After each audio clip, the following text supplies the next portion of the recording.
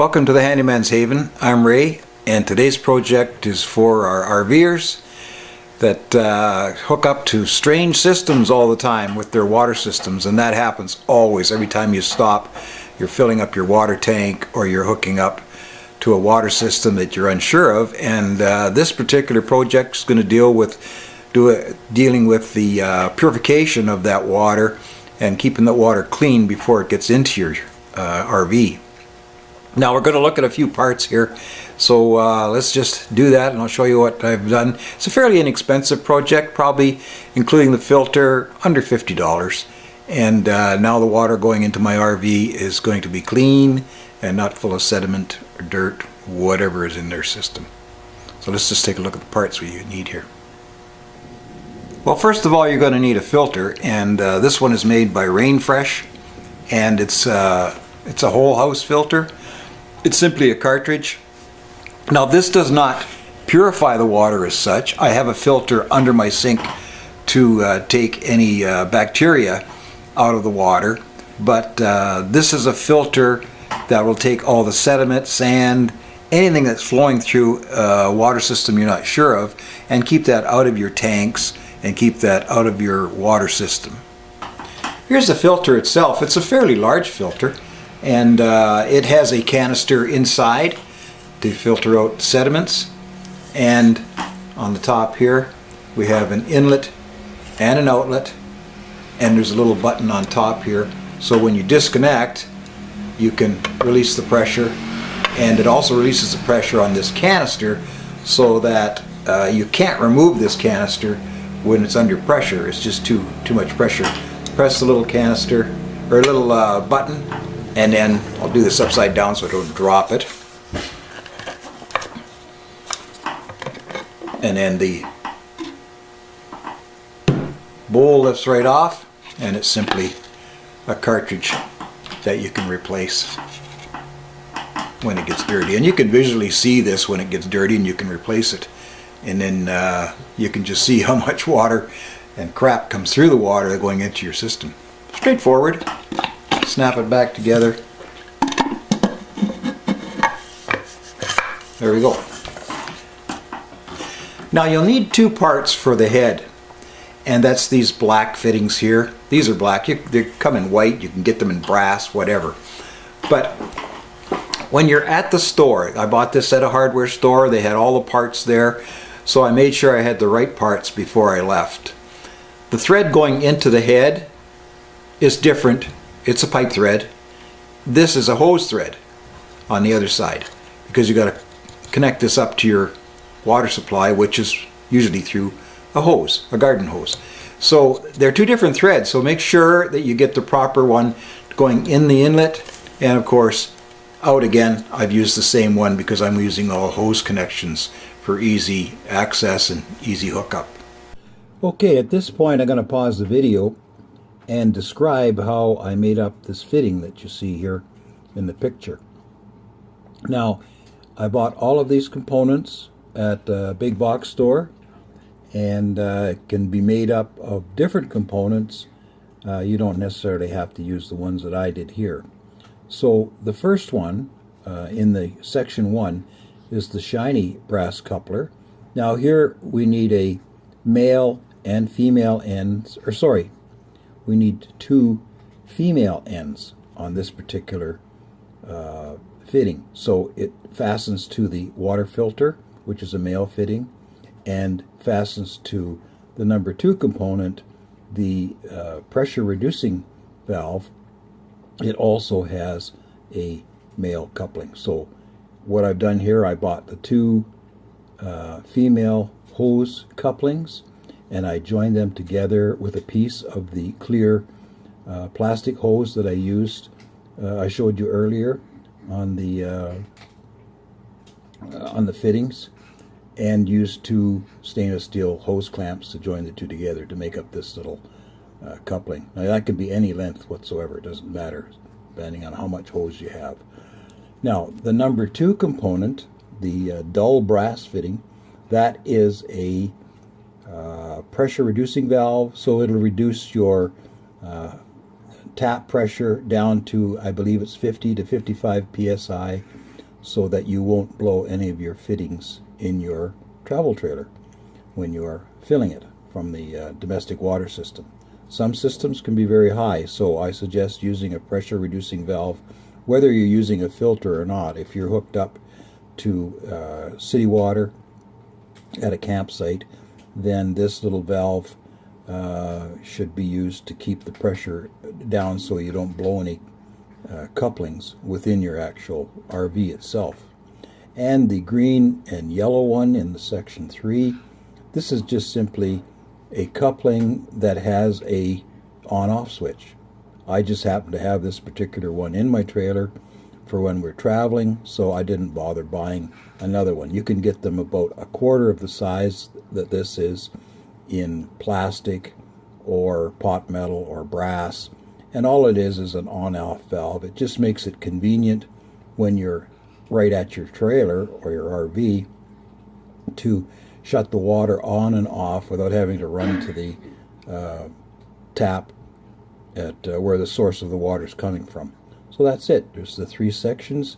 Cost-wise, I think the number 1 probably cost me maybe $8 to make up.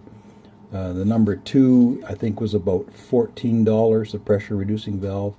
And the on-off valve, this is just a cheap plastic one, and it probably cost maybe $3 or $4. So it's not a great expense, and you can make it up in any type of components that you can find at your big box store. Now I assembled all this just to show you what the components you need. I'm not going to use it this way. That's a lot of weight on there. Right? So what I've done, I'm just going to disconnect this here. Now this will stay together in the trailer, ready for use. But then I made up a extension hose, a little extension hose, my clear hose, female and male ends on it. So now I can hook up to my filter like so. This hose is long enough now to reach down to the ground, where all this weight is just going to sit on the ground. I'll put down one of my leveling blocks or board to keep it out of the dirt, and now this will just sit, hook on here,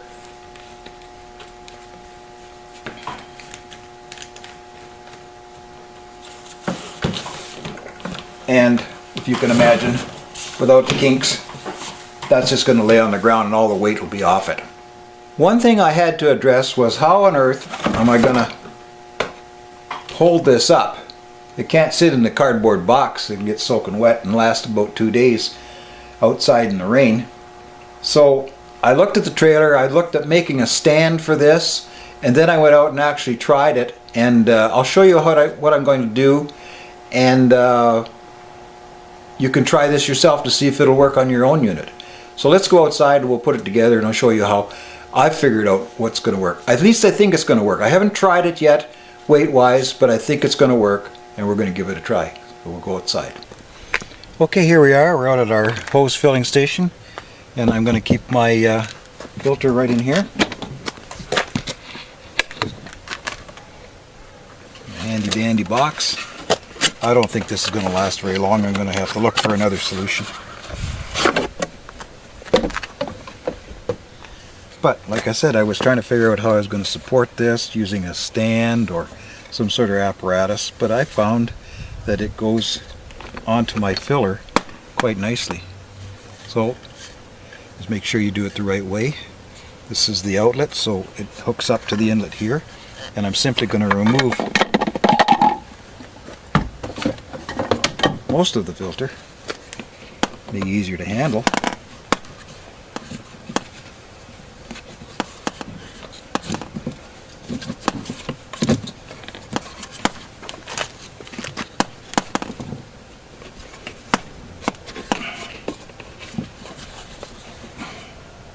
There. It's nice and snug. Drop the cartridge on, lid on. locked in place. Now with this screwed on here, the torque is actually against the trailer down here, and it sits quite nicely. So I'll have the weight of this plus a bit of water, so we'll see how that'll work. Now the rest of the apparatus with all the weight on it, that being the adapter, the pressure reducing valve. You can get a smaller one of these, and the on-off, which is optional, you don't have to use that. Now I can just thread. This will be the feed from the water tap.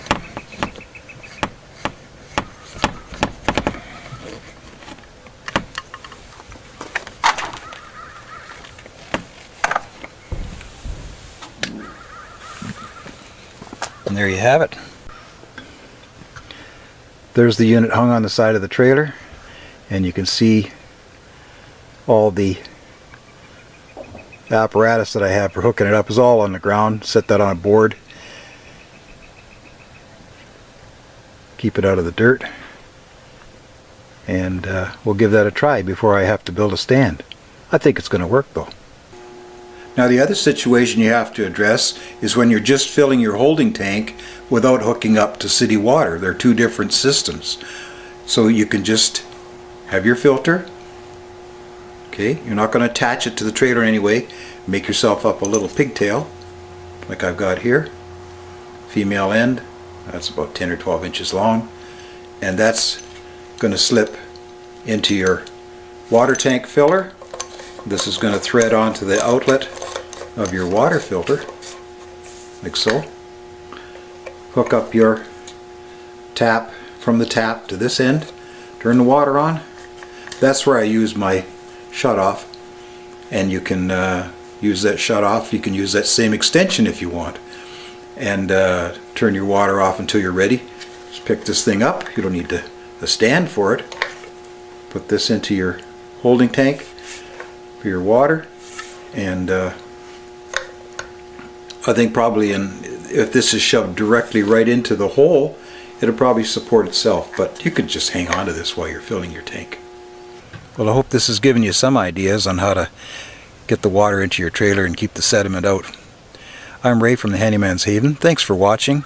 Visit my site, raywhite.ca, and give us a like and a thumbs up. Till next time, happy RVing. Well, thanks for watching.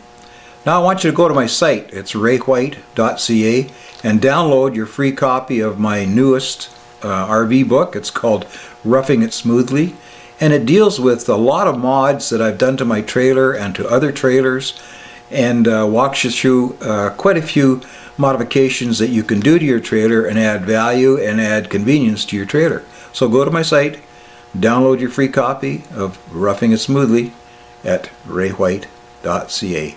Thanks for watching.